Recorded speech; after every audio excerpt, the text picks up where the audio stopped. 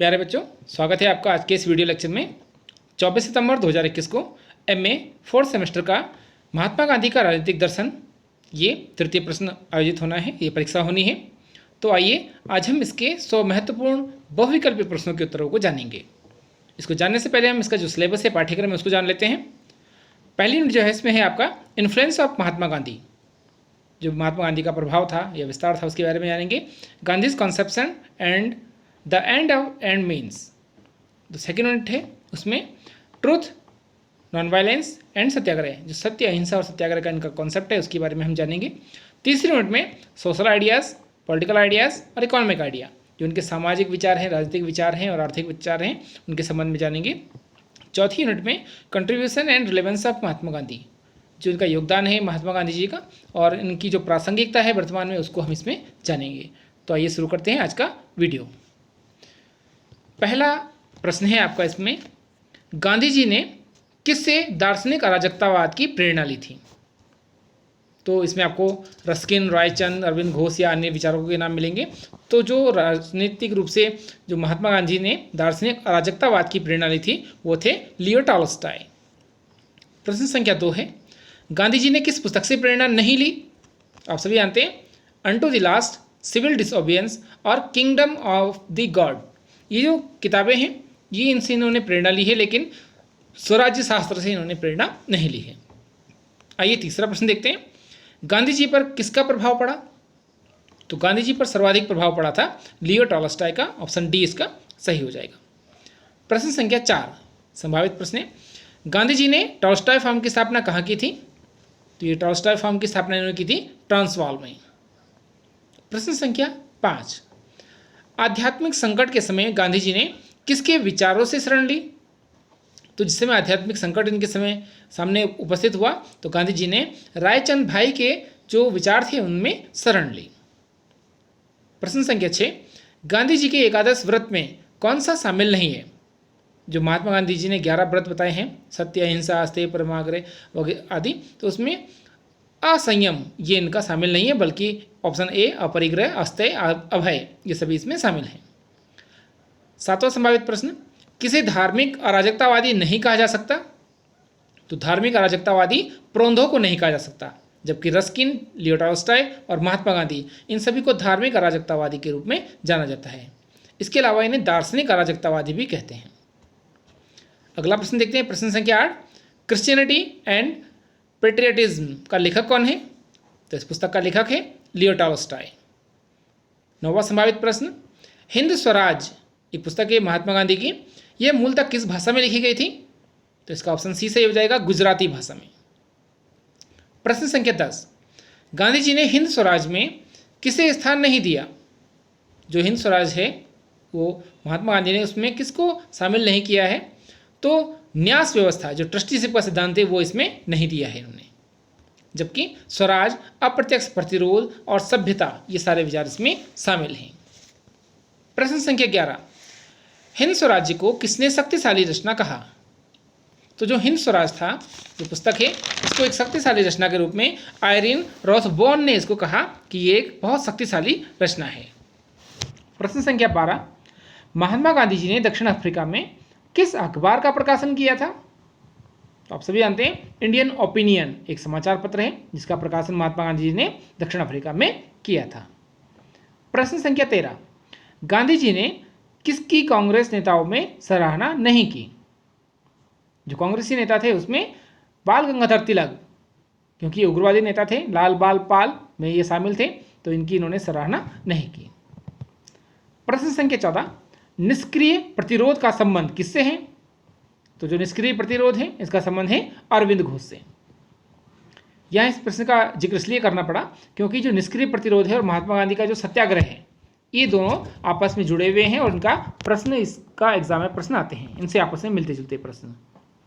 अगला प्रश्न देखते हैं, प्रश्न संख्या 15, गांधी जी ने हिंद स्वराज में किसकी आलोचना की थी? तो गांधी जी ने जो हिंद स्वराज पुस्तक लिखी उसमें वकील, डॉक्टर और जो सामाजिक तत्व हैं इन सबकी उन्होंने आलोचना की। ऑप्शन डी इसका सही है। प्रश्न संख्या 16, किसने कहा था कि गांधी जी स्वयं हिंद स्वराज्य को एक दिन नष्ट कर देंगे? तो आप खुद सोच सकते हो कि गांधी जी के जो विचार थे, इन्होंने हिंद स्वराज में जो लिखे, उसके बारे में किस व्यक्ति ने कहा कि एक दिन ऐसा आएगा कि महात्मा गांधी स्वयं हिंद स्वराज को नष्ट कर देंगे। तो इसका सही उत्तर था गोपाल कृष्ण गोखले, ऑप्शन सी। 17वां संभावित प्रश्न, महात्मा गांधी जी ने सत्याग्रह के माध्यम के रूप में अराजकता का समर्थन किया है, ये कथन किसका है? तो ये कथन है शंकरन नायर का। प्रश्न संख्या 18, गांधी जी को दार्शनिक अराजकतावादी किसने कहा था? कई बार पूछा जाता है कि महात्मा गांधी एक दार्शनिक अराजकतावादी हैं, इस प्रश्न की व्याख्या कीजिए। तो ये दार्शनिक अराजकतावादी वास्तव में इनको कहा किसने था? तो इसका सही उत्तर है गोपीनाथ धवन। गोपीनाथ धवन ने महात्मा गांधी जी को दार्शनिक अराजकतावादी कहा था। प्रश्न संख्या 19, दार्शनिक अराजकतावाद का सिद्धांत किस रचना में मिलता है? अर्थात किस किताब में दार्शनिक अराजकतावाद के सिद्धांत का प्रतिपादन किया गया है? तो इसका सही उत्तर है हिंद स्वराज्य में, ए ऑप्शन इसका सही हो जाएगा। प्रश्न संख्या 20, महात्मा गांधी नामक पुस्तक का लेखक कौन है? तो जो महात्मा गांधी नामक पुस्तक है, इसका लेखक है रोमने रोला। आइए अगला प्रश्न देखते हैं, प्रश्न संख्या 21, सर्वप्रथम सत्याग्रह तथा अहिंसा का प्रयोग गांधी जी ने कब किया? आप सभी जानते हैं, इन्होंने सर्वप्रथम इसका प्रयोग किया था 1920 में। एक आंदोलन चला था जिसको हमने असहयोग आंदोलन के नाम से जाना था। महात्मा गांधी जी ने कुछ प्रमुख आंदोलन चलाए, जैसे कि 1917 में चंपारण आंदोलन, 1920 में असहयोग आंदोलन, 1930 में सविनय अवज्ञा आंदोलन, इसके अलावा दांडी मार्च, और 1942 में भारत छोड़ो आंदोलन। ये इनके प्रमुख आंदोलन थे। अगला प्रश्न देखते हैं, प्रश्न संख्या 22, निम्नलिखित में से गांधी जी ने किस आंदोलन का नेतृत्व किया था? तो अभी हमने जिक्र किया, चंपारण आंदोलन हो, असहयोग आंदोलन हो, सविनय अवज्ञा आंदोलन हो या भारत छोड़ो आंदोलन हो, उपरोक्त सभी आंदोलनों का गांधी जी ने नेतृत्व किया था।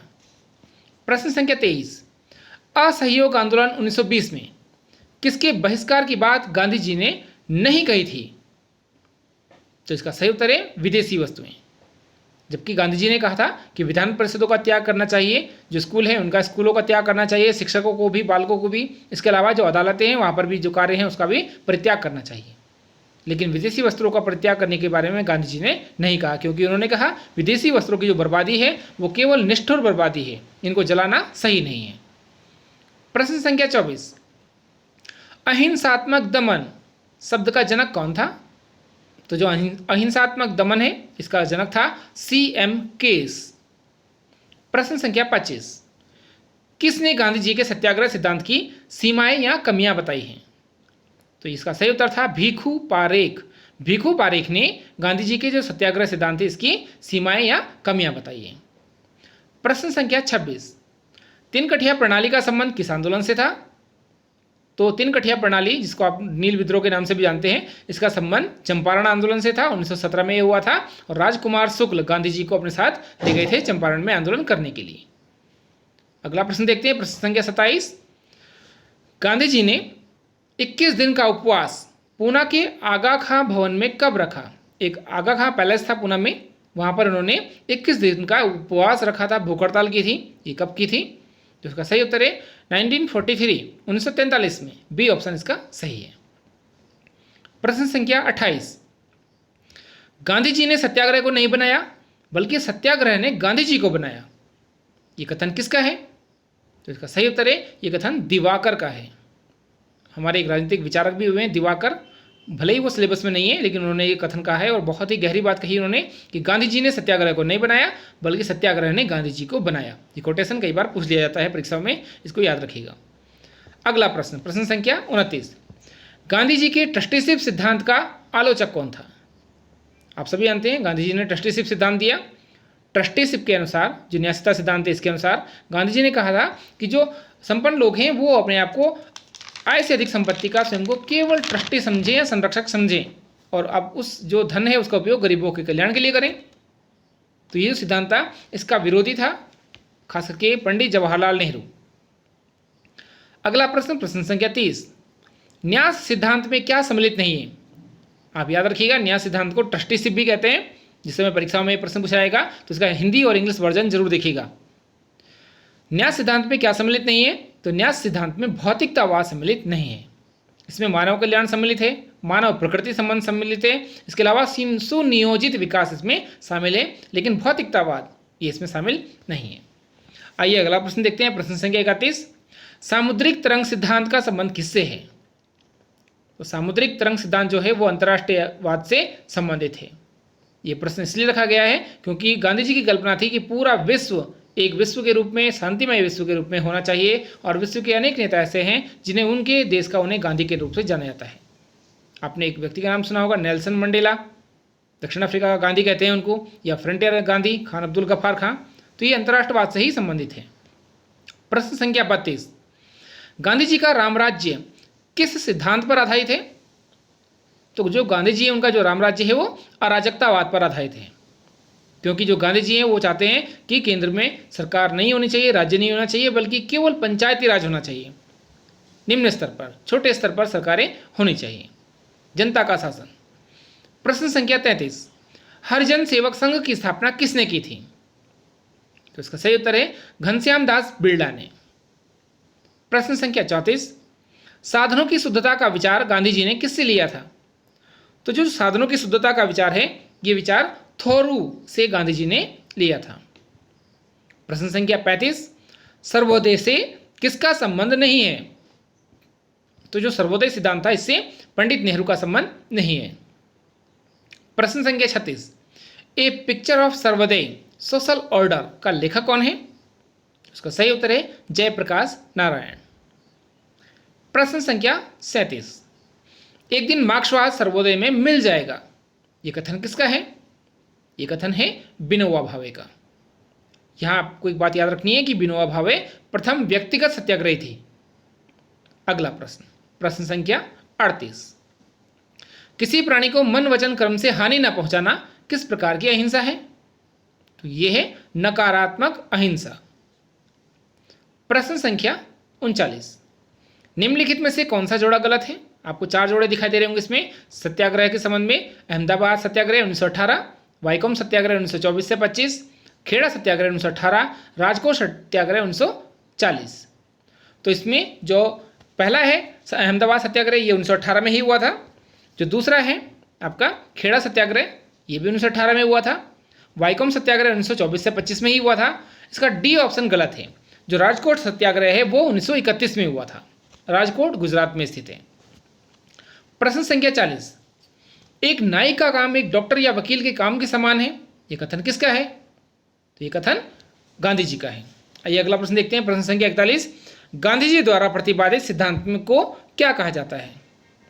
गांधी जी के द्वारा प्रतिपादित जो सिद्धांत है उसे हम गांधीवाद के नाम से जानते हैं। प्रश्न संख्या 42, गांधी मर सकता है लेकिन गांधीवाद सदैव जीवित रहेगा, यह कथन किसका है? तो यहाँ याद रखने वाली बात है कि यह स्वयं महात्मा गांधी ने कहा है अपने बारे में कि महात्मा गांधी या गांधी अवश्य मर सकता है लेकिन गांधीवाद अर्थात गांधी जी की विचारधारा सदैव जीवित रहेगी। प्रश्न संख्या 43, प्रथम व्यक्तिगत सत्याग्रही होने का गौरव किसे प्राप्त है? तो इसका सही उत्तर है विनोबा भावे। विनोबा भावे भूदान आंदोलन के भी जनक थे। इन्होंने एक नारा भी दिया था विनोबा भावे ने, घर का मालिक कोई ना होगा, भूमि विहीन कोई ना होगा। प्रश्न संख्या 44, 1915 में महात्मा गांधी ने सत्याग्रह आश्रम की स्थापना कहाँ की थी? तो इसका सही उत्तर है अहमदाबाद में। प्रश्न संख्या 45, सत्य ही ईश्वर है, सत्य का निषेध ईश्वर का निषेध है, यह कथन किसका है?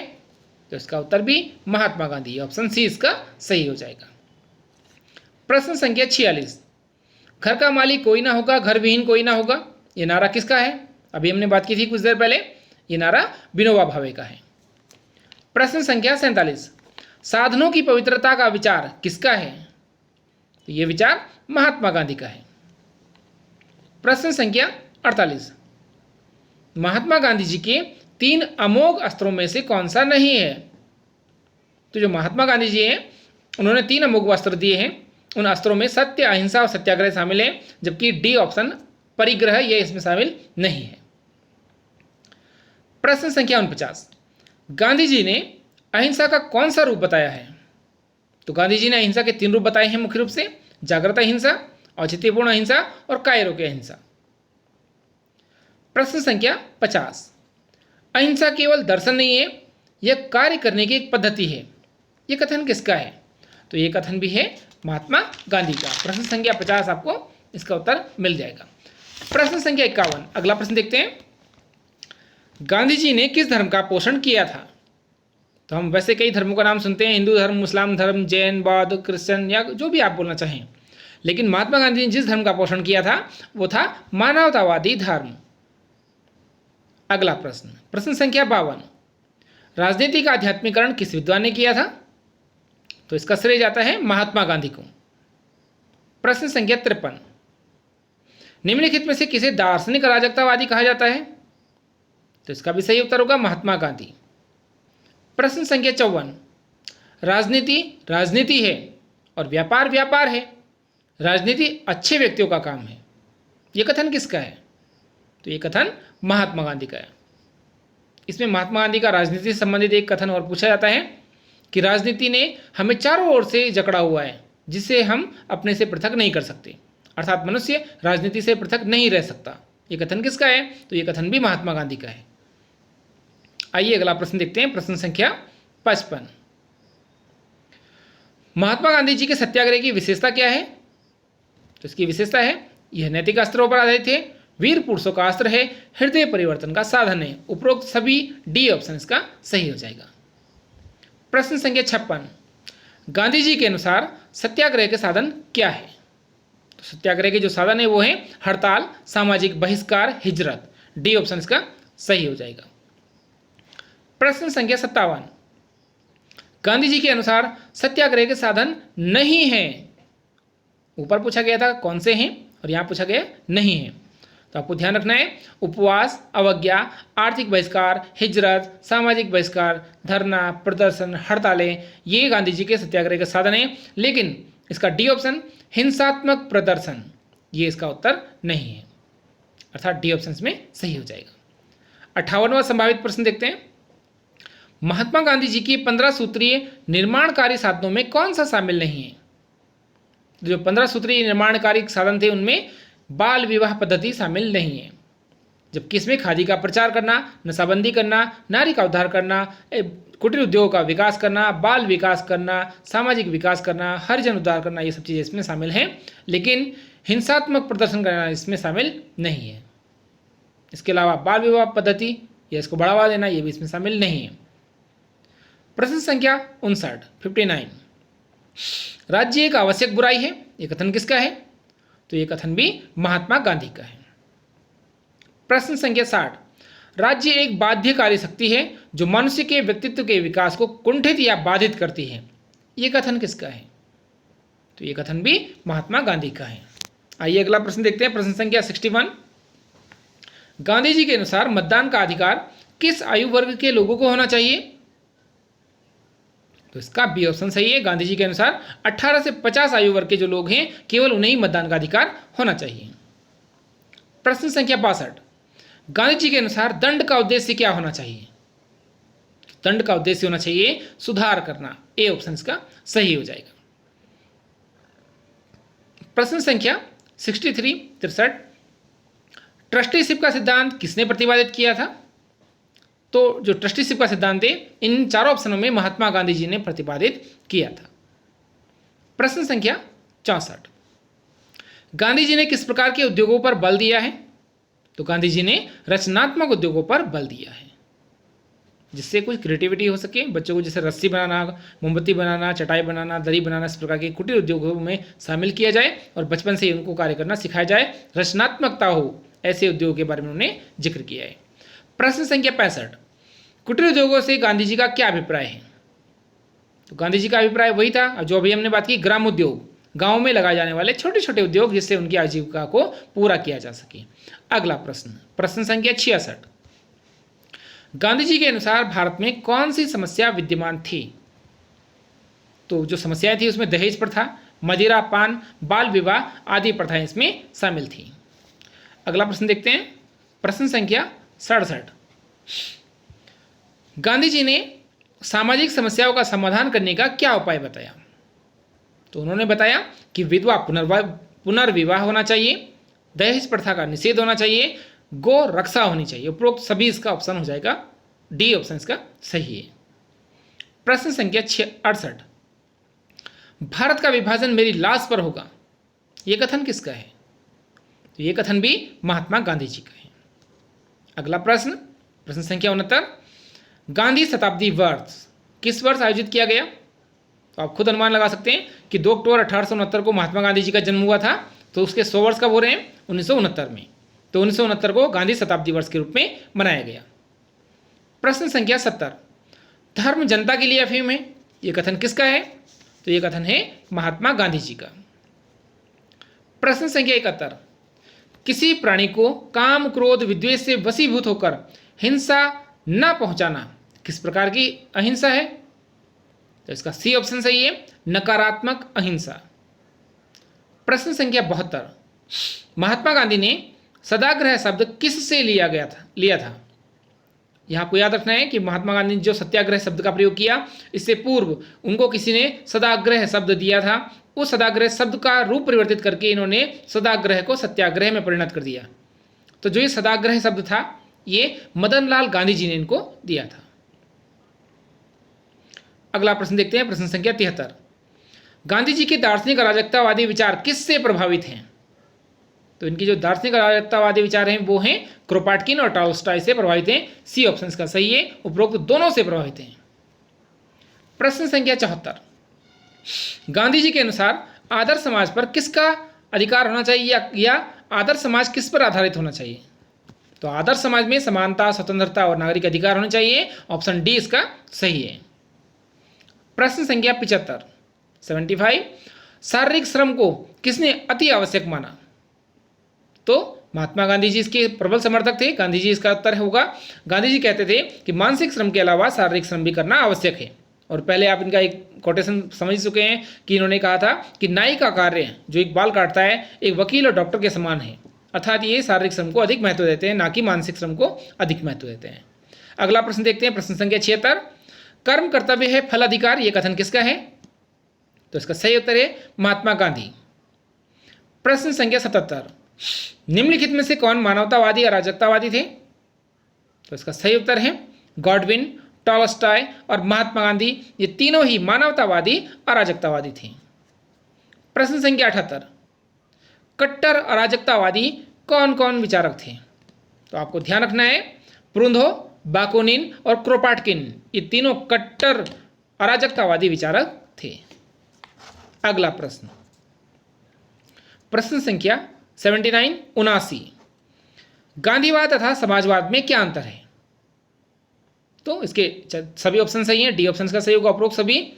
गांधीवाद और समाजवाद में पहला अंतर है आध्यात्मिक आधार पर अंतर है, दूसरा साधनों की शुद्धता के आधार पर अंतर है, और तीसरा वर्ग संघर्ष का ये विरोध करते हैं, इसके आधार पर इसमें अंतर है।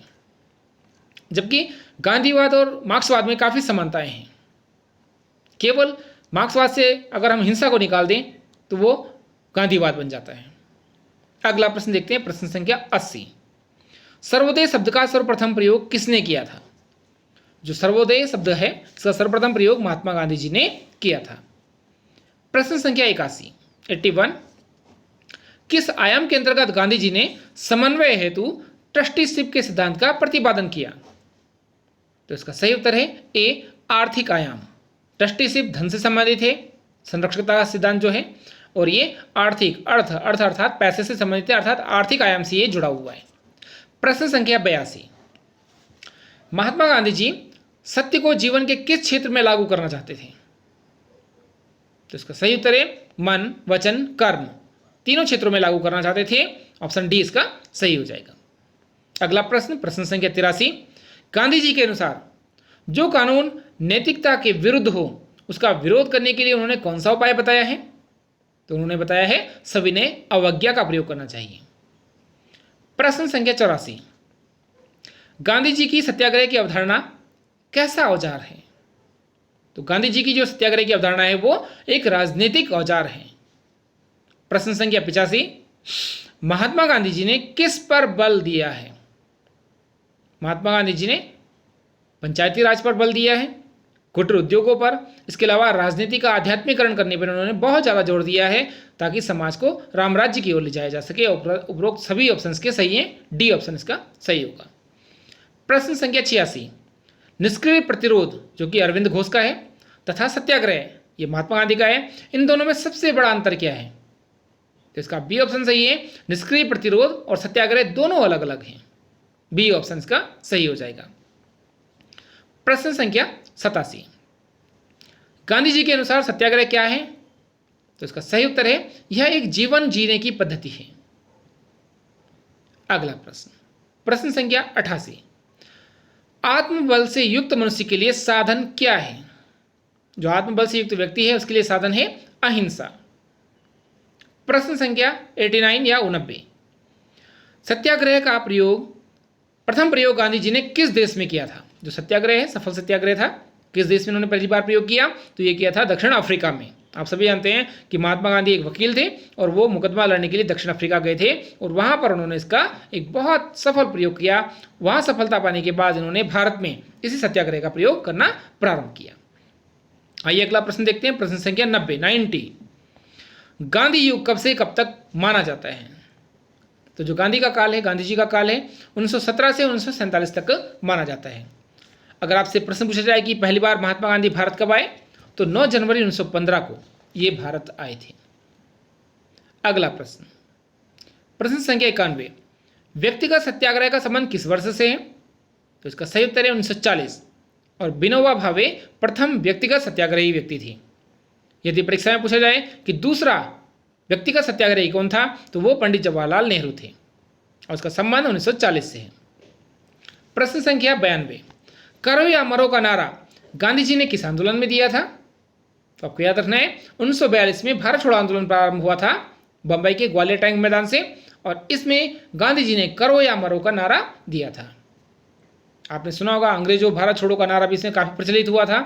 सुभाष चंद्र बोस ने एक नारा दिया था, दिल्ली चलो, या तुम मुझे खून दो मैं तुम्हें आज़ादी दूंगा, ये सुभाष चंद्र बोस का नारा था। आपको ये नारे भी याद होने चाहिए। अगला प्रश्न, प्रश्न संख्या 93, महात्मा गांधी जी ने दक्षिण अफ्रीका में कुल कितने वर्ष बिताए? इसका सही उत्तर है सी ऑप्शन 22 वर्ष। प्रश्न संख्या 94, महात्मा गांधी जी को चंपारण में सत्याग्रह हेतु किस व्यक्ति ने आमंत्रित किया था? तो इसका सही उत्तर है राजकुमार शुक्ल ने। प्रश्न संख्या 95, महात्मा गांधी जी को महात्मा की उपाधि रविंद्रनाथ टैगोर ने किस आंदोलन में दी थी? तो इसका सही उत्तर है चंपारण आंदोलन 1917 में, जो कि गांधी जी का पहला आंदोलन था। अगला प्रश्न, प्रश्न संख्या 96, महात्मा गांधी बेलगाम कांग्रेस अधिवेशन के अध्यक्ष कब चुने गए? तो जो बेलगाम अधिवेशन हुआ था कांग्रेस का, ये 1924 में हुआ था और ये 1924 में इसके अध्यक्ष चुने गए थे। अगला प्रश्न, प्रश्न संख्या 97, किसने महात्मा गांधी के दांडी मार्च 1930 की तुलना नेपोलियन के पेरिस मार्च तथा मुसोलिनी के रोम मार्च से की थी? दांडी मार्च के जैसे 2 मार्च पहले भी हो चुके थे। नेपोलियन ने पेरिस तक मार्च किया था और मुसोलिनी ने रोम तक मार्च किया था। तो इसकी जो तुलना की थी वो थी सुभाष चंद्र बोस ने कहा था। ये बी ऑप्शन इसका सही हो जाएगा। प्रश्न संख्या 98, महात्मा गांधी जी को किसने अर्धनग्न फकीर कहा था? तो ये कहा था विंस्टन चर्चिल ने। ए ऑप्शन इसका सही हो जाएगा। प्रश्न संख्या 99, महात्मा गांधी जी के राजनीतिक गुरु कौन थे? तो आपको याद रखना है गांधी जी के जो राजनीतिक गुरु थे वो थे गोपाल कृष्ण गोखले। और आज का अंतिम प्रश्न, संभावित प्रश्न, महात्मा गांधी जी तथा अन्य नेताओं को गिरफ्तार करने के लिए 1942 में कौन सा ऑपरेशन चलाया गया था? तो आप सभी जानते हैं इसे 1942 में ऑपरेशन 0 आवर के नाम से जाना जाता था। प्यारे बच्चों, मैं Arun Kumar, assistant professor political science, PG college Joshimath, आज का इस वीडियो लेक्चर के माध्यम से आपको शुभकामनाएं देता हूं कि ये परीक्षा में आपके लिए जरूर उपयोगी सिद्ध होगा। अगर आपको ये वीडियो पसंद आया होगा तो इसे अपने अन्य मित्रों को भी शेयर कीजिएगा ताकि उनको भी इस वीडियो से लाभ हो सके। आज के लिए इतना ही, धन्यवाद।